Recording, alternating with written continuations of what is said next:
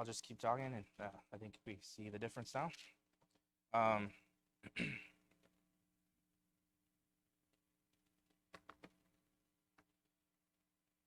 let's start with this. All right, we're gonna have a contest. If there's any kids that want to do it, it's gonna be a balance contest, just so you know. All right, come on up if you want to participate. Uh, this is called a Belgao balance board.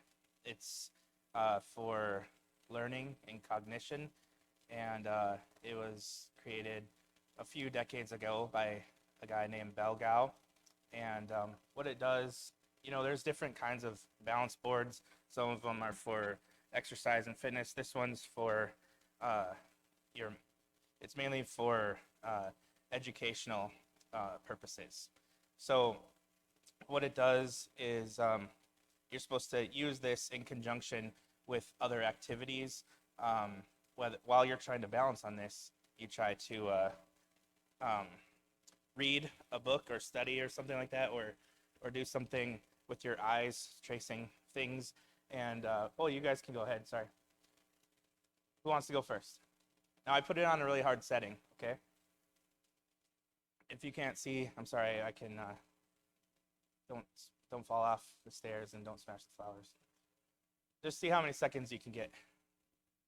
What this does is engage your whole body in learning. So imagine if you were trying to read a book right now or study your spelling list while trying to balance. What you're doing is engaging your whole body and both hemispheres of your brain, and that helps to connect all your neural pathways together and increases cognition and memory and comprehension, all sorts of things. So this is a really cool idea. Okay, what did you get? 1 second? All right. So this is a really cool board. And as you can see, I have it on a pretty hard setting, but it's not that easy to do. Like you can get it for a little bit. You might have balance for a moment. And this is just strictly focusing on balance. But if you're trying to do something else while balancing, you can see how it would get more difficult. There you go. Ooh, that was like 4 seconds. All right, who's up next? You guys can all try it after too. But I got this probably about 20 years ago or something, and I've had it for a while. And I always had I bought it. Oh, nice. I bought it thinking, well, I'm going to use this, which is awesome. But also one day I'll have kids and I'll make them like do their homework and study on it every day. And then I just found it the other day. It was sitting in my closet and they don't use it very much. But we should use it because it's really helpful. Okay, last one. Nice job.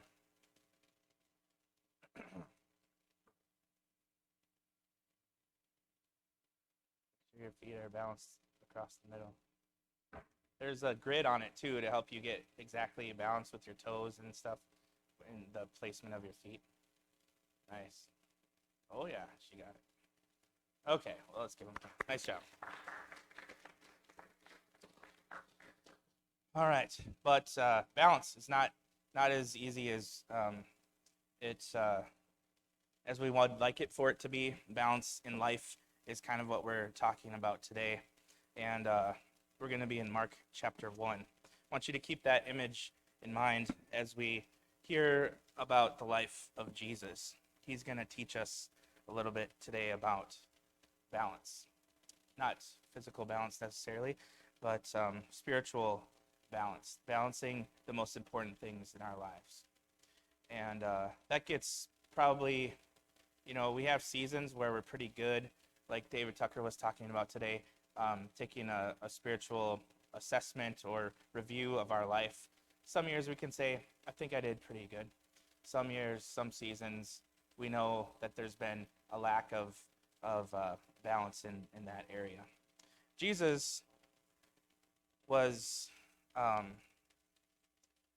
think, a master at balancing all of the most important things in life, and he did it perfectly. Here's what we read about in Mark chapter 1. Sorry, I'm not going to do like the full intro of Mark chapter 1. We spent, I think, last year, was it last year where we preached through Mark? But we've spent a lot of time in Mark.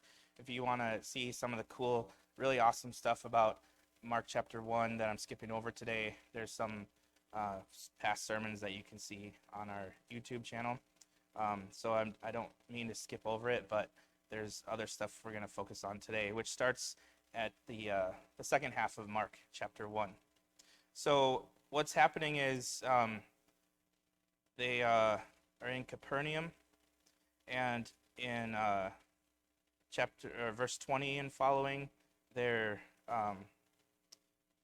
end up going into the synagogue. And there's a guy in there that Jesus heals, and there's a big situation there. And then the synagogue service, what we would call the church service, is over. And after church, they go next door, and there was one person that wasn't at church that morning, and everyone knew it because it was Peter's mom. And it turns out that she was very sick, and lying sick in her bed with a fever, verse 30 says. And they told Jesus about her. Lived right next door to the synagogue. So after church, Jesus goes into Peter's house, and it's his mother-in-law that's sick. I don't know if I said his mother, but it's his mother-in-law. And Jesus came and heals her. He took her by the hand, and the fever left her, and she felt fine. Now, that evening, everyone started coming around Jesus. Multitudes of people, crowds of people just coming to Jesus all evening long. And even after the sun had set, it says in verse 32, they were bringing to him all who were ill, all those who were demon-possessed, and the whole city gathered at the door. Imagine the whole city gathering at your door, your front door. What is that like? Think about what Jesus' life is like right now. But what did he do in verse 34? He healed many who were ill with various diseases. He cast out many demons, and he was not even permitting the demons to speak because they knew who he was. So he spends all night healing, ministering, engaging, connecting with people. He could be doing anything else. He could be sleeping. He could be, playing Monopoly, whatever he wants to do. But he chose to be with these people. And this is Mark's way of showing what Jesus was doing in our world. We have this history, this Hebrew scriptures of the history of the world and how things changed because of sin, and the way that our world is organized, and the inclinations that we have, and the default ways that we act because of sin. And Mark is trying to show that Jesus has come to address and reverse and to restore the way that God envisioned this world. And this is the very beginning of it. He's beginning to bring about, I don't even know if balance is the right word, but I'll use it because it's what the sermon title is about. But he's saying the days of Satan are numbered. The days of these demons and evil forces are numbered. And there's about to be a great reversal in this world. That all the thing that sin brings about, the pain, the anguish, the sadness, the mourning, the sickness, all of that stuff, Mark is showing how Jesus has come to reverse that. And it's the beginning of a new creation in the history of people, in the history of humans. That's what Jesus is doing. He's healing every sickness. He's casting out all the demons, all of the evil, all the thwarting, and replacing that with the goodness of God and the blessing of God. Okay, so that's the setup. Now, what does he do early the next morning? Verse 35.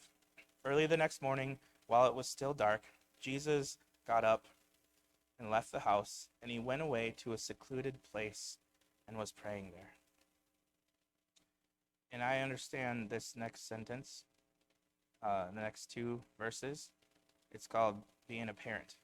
Simon and his companions searched for him. They found him and said, "Everyone's looking for you." Yeah, he's trying to be by himself and pray, right? And then all these people come and try to find him, and he's trying to have some solitude, right? Doesn't really happen very well. But you see, here's Jesus seeking and finding balance. And the balance I'm talking about is between these two poles, between connecting with people and connecting with God, relationship with others and relationship with God, between social connection and solitude and contemplation and prayer. Those, I think, are two of the key things in our life that we need to find balance in. And it's not easy. In fact, some of us will have a propensity to be good or better on one side than we are at the other. Some of us really love to be around the people and connect with people, but maybe struggle with, how do I connect with God, or what am I supposed to do in how do I find solitude? Maybe some of us just can't get solitude because there's too much going on in our lives. Maybe some of us really struggle connecting with people, and we'd rather be by ourselves. We're more comfortable in the solitude, in the contemplation, but social situations and connections and relationships with people we might struggle with. That's okay. All of us are different. All of us are some sort of human. But Jesus is showing and demonstrating and living out that if we want to have the best life, the life that has the greatest meaning, we have to find balance in those two things. One of them might become easy to us, and we're going to have to make some really big efforts on the other side. Maybe both of them are a struggle for us. But this is what Jesus is showing. This is what he's living out. Simon and his companions searched for him. They found him and said, "Everyone's looking for you." He said, "Well, let's go somewhere else, to the towns nearby, and I can preach there also, because that's what I came for." He went into the synagogues throughout all of Galilee, preaching and casting out the demons. And then there was a leper that came to Jesus, beseeching him, falling on his knees before him, saying, "If you are willing, you can make me clean." And my translation says, moved with compassion. You might have seen in the scripture reading this morning, it says that Jesus was, I think the word was indignant. That's a huge textual variation, a difference there, right? So you're going to have to make a choice. Did Mark use the word for indignant, or did he use the word for compassion? There's a good argument for both, but I think that compassion's a good one. There's a good argument for both, like I said, but moved with compassion is what I'll say here. Jesus stretched out his hand, and he touched him. And he said to him, "I am willing, be cleansed." What is he saying to this man with leprosy? He's saying, you are not the non-person that you've been told that you are. Same thing with our study in the book of Acts on Wednesday night. We see over and over again the apostles and the church in general welcoming people into this community of belonging, saying, you are not the non-person that the Roman Empire tells you are. You have meaning, you have purpose, you have value, you have community, you have belonging. That's what Jesus is doing with this leper. No one has ever done this to this leper in his whole life. He can't even live with the rest of society. He lives by himself with other people like him in a smaller place away from the normal population. But Jesus doesn't say that. He says, you are a person. And he reaches out with compassion. He says, I'm willing. I'm willing to touch you and to heal you, and you will be cleansed. And immediately, verse 42, the leprosy left him, and he was cleansed. And Jesus warned him and immediately sent him away. And he said to him, don't say anything to anyone about this, but go show yourself to the priest, prove to them that you've been cleansed so you can come back into the normal society, and so on and so forth. But this guy went out and began to proclaim it freely in verse 45 anyway, and he began to spread the news around. It's hard to keep that inside, you know.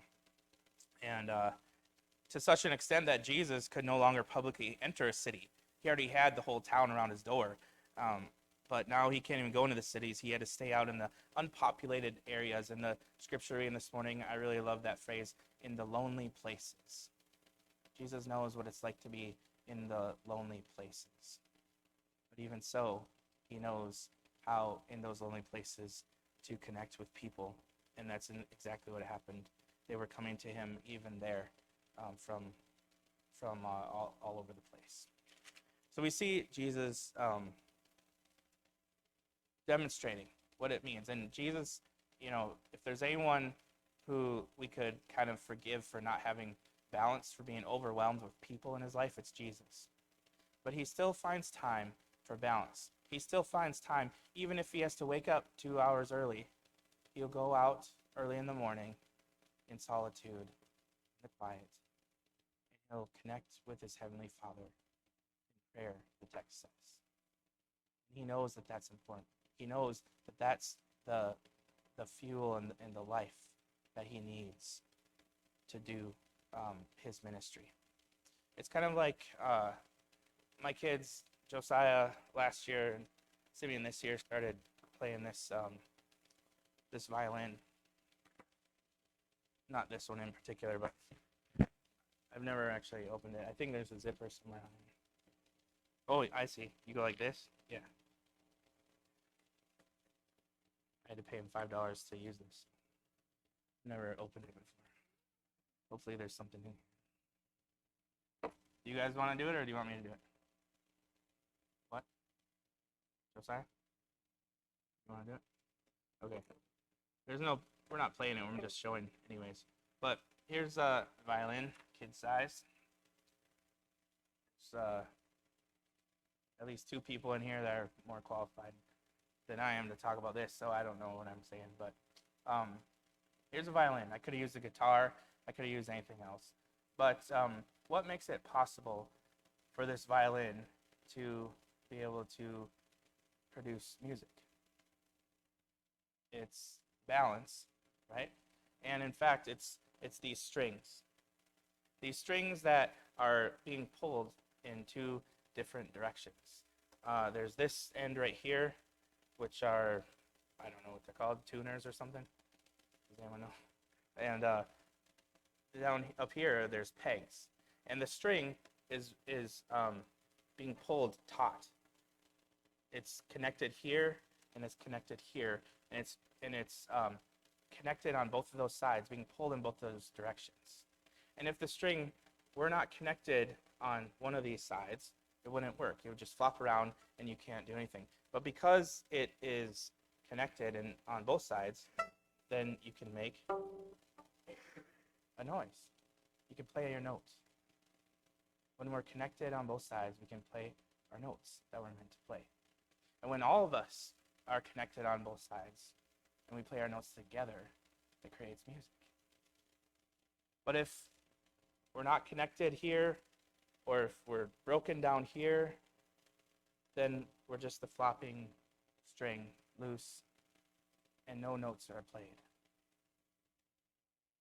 Jesus is telling us that we have to be connected on both ends and in tune with both sides. And together, that's what helps us to be able to play music together as humans, as a church.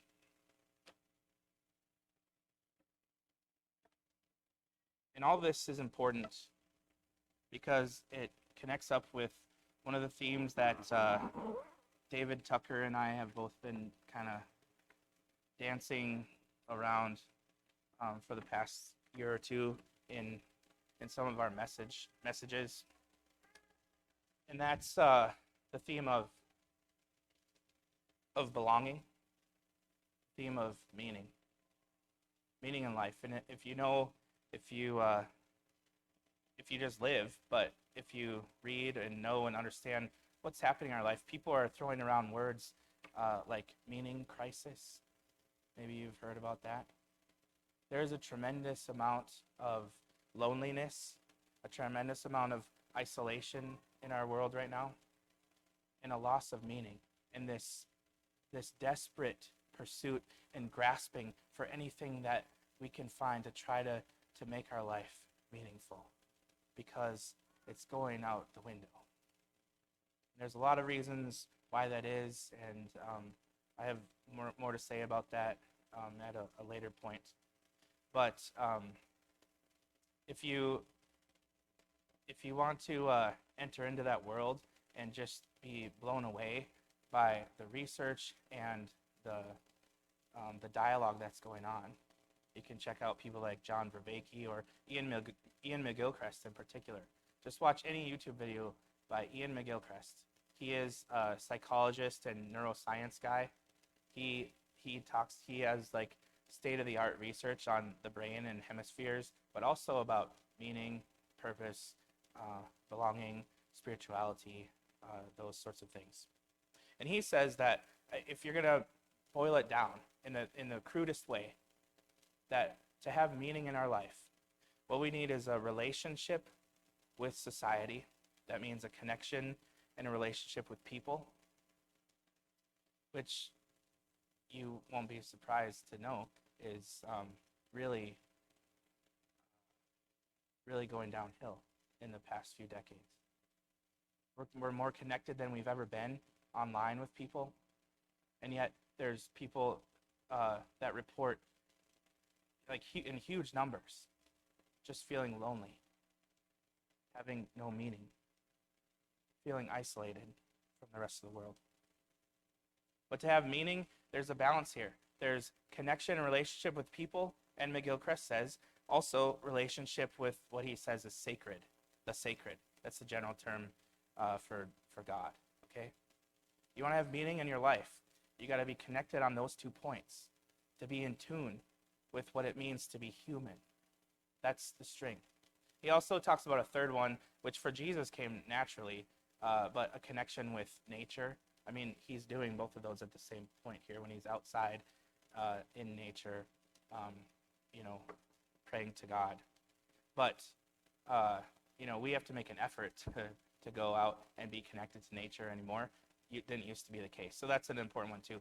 But the 2 poles, relationship with people, relationship with God. Those 2 provide meaning in our life. Jesus comes to show us life and life abundantly. That's what John says. Life abundantly is a life that's filled with meaning. And people are in pursuit of this in all sorts of different ways. How can I find meaning? Well, the answer is right there. It's pretty obvious. McGilchrist talks about that. John Vervaeke talks about how people find this false forms of it because we're so desperate for it. And he said this fascinating thing about video games, which, as you know, is very popular at the moment. Everyone loves video games. Everyone loves to play video games. Why is that? He doesn't critique, and I'm not critiquing video games. It's just answering the question, why do people love to play them so much? And he says, well, it's about meaning.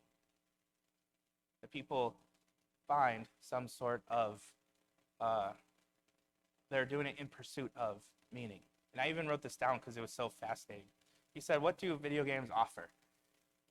This is an expanded version of what McGilchrist said on those 2 poles, okay? But this is going to be 4 of them. Video games, what do they offer? They offer purpose. They give you a narrative structure.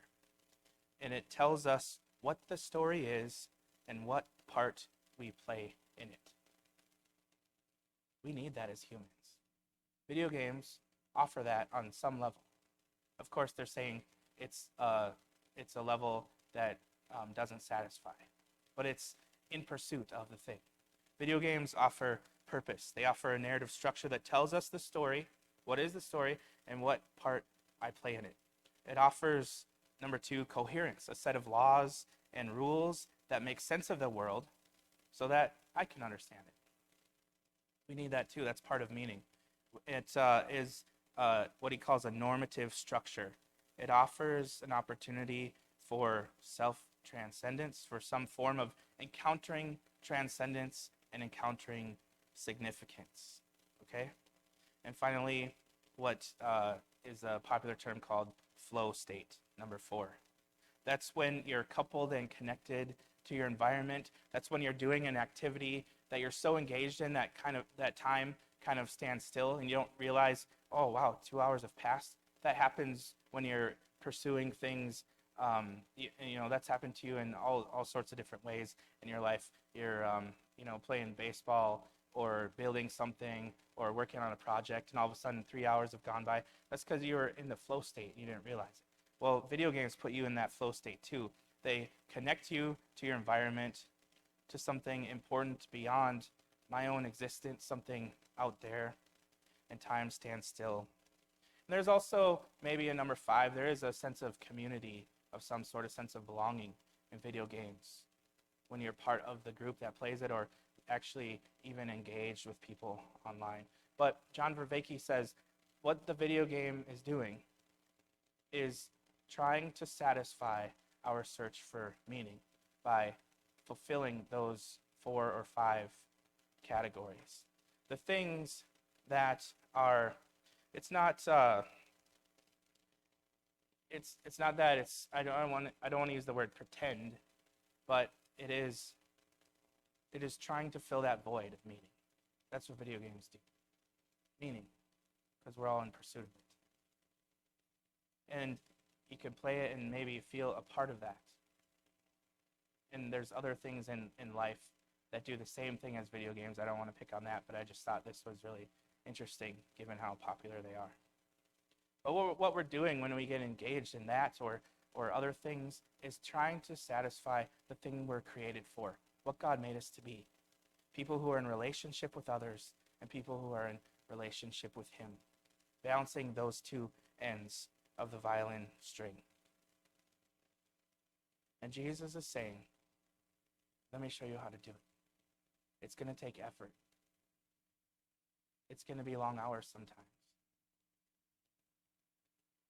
But the 2 most important things you can do is make sure that we, as a church body, are connected to one another, being a part of each other's lives, being a part of healing and encouraging and ministering to one another,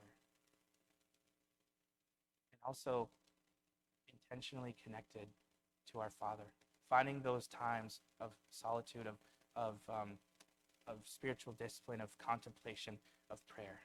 That's the life that Jesus tells us to live, that He shows us, that He demonstrates for us. And when we do that, that's how we will have meaning and purpose and fulfillment in our lives. That's the answer. I want to end with an unintentional poem in English from Jesus' high priestly prayer in John 17.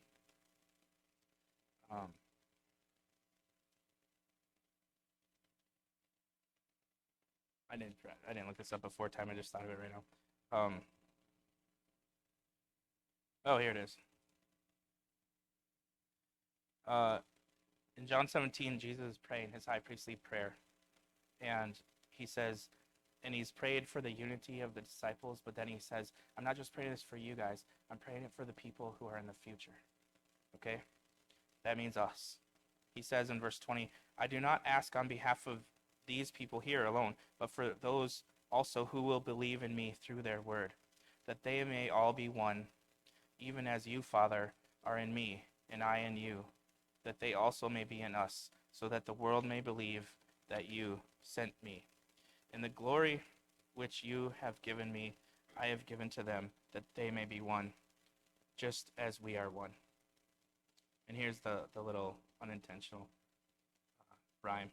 I in them, you and me, that they may be perfected in unity, so that the world may know that you sent me and love them, even as you have loved me. I'll read it one more time as we close this sermon. May this prayer be honored and filled and pursued and prayed in our lives. Jesus says, I in them and you in me, so that they may be perfected in unity, so that the world may know that you sent me and love them, even as you. Let's stand and sing.